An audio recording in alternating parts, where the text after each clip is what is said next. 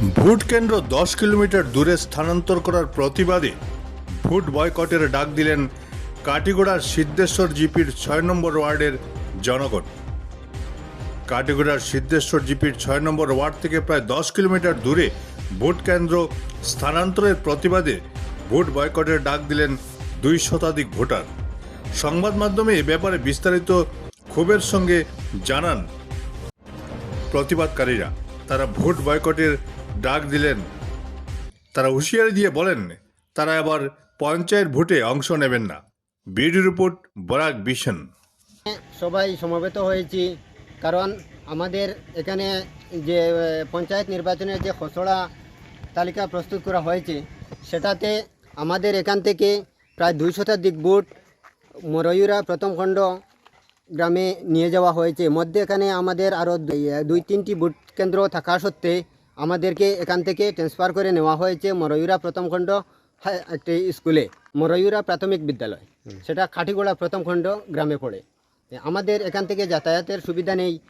মধ্যে একটি নদী রয়েছে, আমাদের এখান থেকে প্রায় 8-9 কিলোমিটার দূরত্ব অতিক্রম করে যেতে হবে।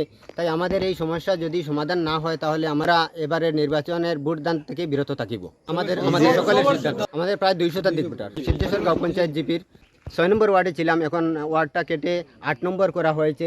তাও সে 8 নম্বর ওয়ার্ডটি মরয়ুরা প্রথম খণ্ড গ্রামে প্রাথমিক বিদ্যালয় ভোট কেন্দ্র। মধ্যে নদী, সোজা যাওয়ার কোনো রাস্তা নেই, তাই অনেক 8-9-10 কিলোমিটার অতিক্রম করে যেতে হবে। তাই আমরা সবাই মিলে সিদ্ধান্ত নিয়েছি যে আমরা যদি এই সমস্যার সমাধান না হয় তাহলে আমরা ভোট থেকে বিরত থাকিব। আমি নিজ কাটিগড়া পাটতুর ভোটার। আমাদের ভোটের কেন্দ্র ছিল গঙ্গাপুর হাই স্কুল। ডিলিমিশনের সময়ে আমাদের কেন্দ্র সেই জায়গাতেই ছিল। এখন ভোটার লিস্ট আউট হওয়ার পরে দেখা যায় আমাদের কেন্দ্র মরয়ুরা এলপি স্কুলে নেওয়া হয়েছে।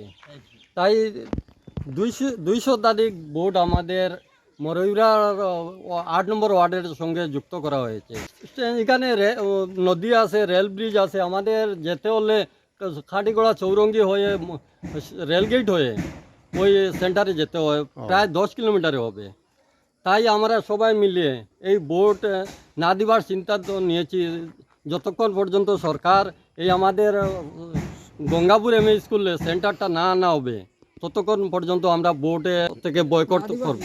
এখন সিদ্ধান্ত নিয়েছি এই আবেদন জমা দিব সার্কেল অফিসারের কাছে, আর আপনাদেরকে আনে এই সিদ্ধান্ত নিয়েছি আমরা গ্রামবাসী সবাই আমরা ভোট থেকে বয়কট করব।